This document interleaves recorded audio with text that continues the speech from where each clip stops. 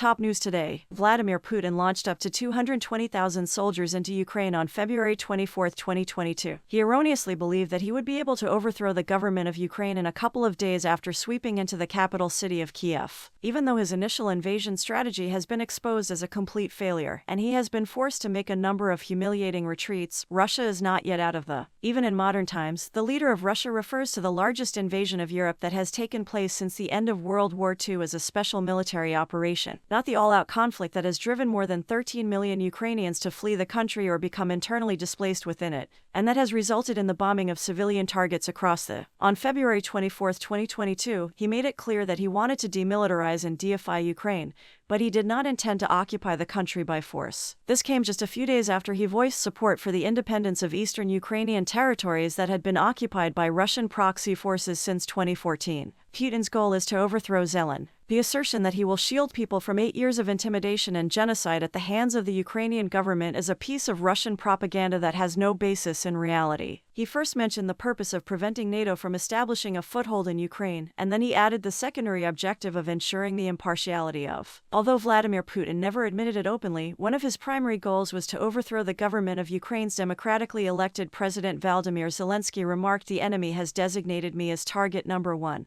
My family is target number 2. The enemy has designated me as target number 1. My family is target number 2. According to the advisor to the president, Russian military attempted 2 separate attempts to breach the presidential compound, but the Russian state-run news agency RIA Novosti emphasized that deification is unavoidably also desynchronization, which is in effect erasing the current state of Ukraine. These assertions that Ukrainian Nazis committed genocide never added. In a lengthy essay published in 2021, the Russian president stated that Russians and Ukrainians were one people dating back to the late 9th century. This denial of Ukraine's own statehood has been a long-standing policy of the Russian president. Putin failed to maintain. After withdrawing from Kiev and Cherny a month into the invasion, his campaign goals were drastically adjusted to reflect the new reality of the situation. The liberation of Donbass became the primary objective, which is an all-encompassing term, referring to Ukraine's 2 major industrial regions located in the east, Luhansk and Don. Russia's goals have not changed despite the fact that it has been forced into further retreats from Kyiv in the northeast and Kherson in the south. However, Russia has showed very little progress in attaining these goals. Because of these setbacks on the battlefield, the leader of Russia was forced to annex 4 Ukrainian provinces in September of last year, despite the fact that he did not have complete control over any of those provinces, including neither Luhansk nor Donetsk in the east, nor Kherson nor Zaporizhzhia in the south. The Russians were unable to achieve any significant victory. Even though it was only a partial mobilization and involved only about 300,000 reservists, President Putin of Russia was coerced into ordering Russia's first mobilization since World War II, along a front line that is currently active for 850 kilometers, 530 miles. A war of attrition is currently taking place, and Soviet wins are tiny, and what was supposed to be a speedy operation has turned into a drawn-out conflict that the leaders of the West are adamant that Ukraine should prevail in any reasonable chance of Ukraine remaining neutral is a distant memory at this point. In December, Russian President Vladimir Putin issued a stern warning that the war may drag on for quite some time. Although he later clarified that Russia's primary objective was not to perpetuate the cycle of armed conflict,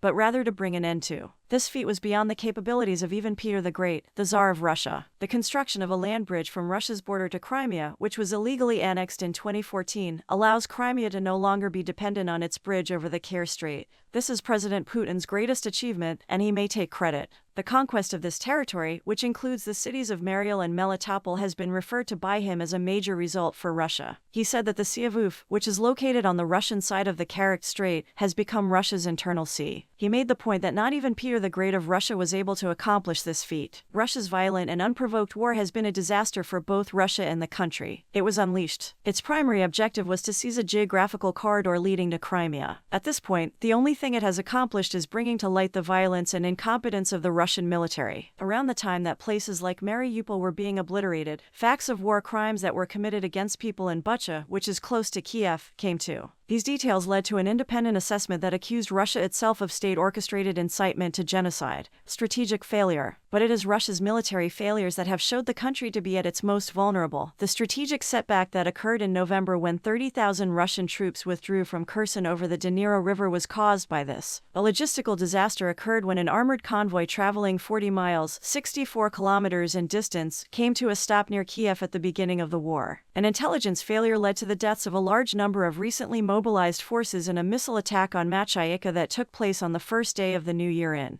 Both the sinking of the flagship Black Sea battle cruiser, the Moskva, and the dramatic strike in October 2022 that locked down the Kerch Strait Bridge for weeks were defensive failures. The West has assured Ukraine that it will continue to provide support for as long as it takes, despite Russia's repeated warnings that it should not arm Ukraine. The Superior HIMARS missiles and the promise of German Leopard 2 tanks provided an additional boost to the artillery of the. It's possible that Putin may drag out the mobilization in the war, but the conflict is not yet over. The battle for Donbass is still going on this year. Russia has taken control of the town of Soledar and it has high hopes of conquering the city of Bakhmut in the east, which is located on the road leading to important cities in the west, as well as regaining land it lost in the fall of last. Many who follow Putin believe that he would attempt to extend his influence over the 4 districts that he has declared to be a part of Russia, not only in the Donbas region, but also towards the important city of Zaporizhzhia. In the event that it were necessary, President Putin might expand mobilization and draw out the conflict. Russia is a nuclear power, and he has stated that he would be willing to use nuclear weapons in the event that it became necessary to do so. In order to safeguard Russia and clutch onto captured land in Ukraine, we will most certainly utilize all of the armament systems that are at our disposal. He cautioned that his statement was not a bluff. Has Russia found a way to get over the sanctions at the West? Ukraine's capital city of Kiev is under the impression that Moscow is also plotting to overthrow the pro-European administration in neighboring Moldova, where Russian troops are stationed in the separatist province of Transnistria, which shares a border with Ukraine. President Putin, who is 70 years old, has made efforts to dissociate himself from recent military setbacks. But his influence, at least outside of Russia, has been severely damaged and he rarely travels beyond of Russia's boundaries at home. It would appear that Russia's economy has been able to withstand a succession of sanctions imposed by the West,